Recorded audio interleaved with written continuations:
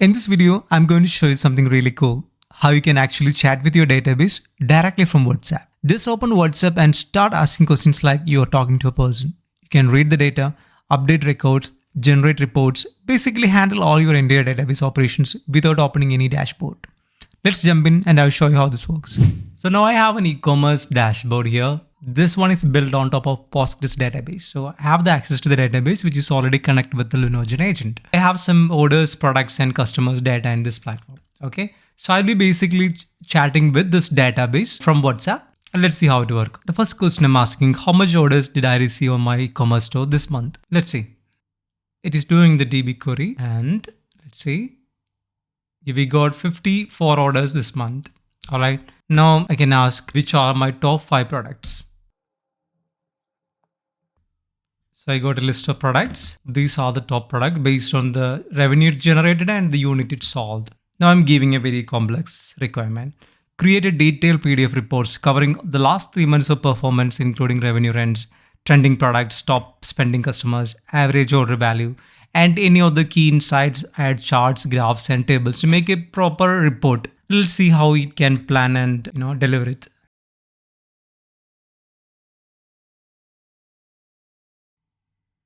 So we can see the progress of each task. Right now, the agent has planned 2 tasks, but one is finished, one is pending.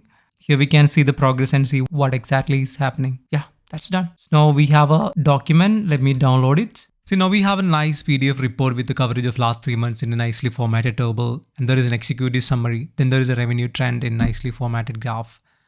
And then there is a top products by revenue. These features we don't have in the e-commerce dashboard, but the AI agent were able to generate all this instantly just from WhatsApp chat. There is top customers, revenue by spend, and monthly performance report format in your nice table, top 10 products, top 10 customers. So this is amazing, right? Now to connect a database with an agent, first you have to deploy a Lunogen agent.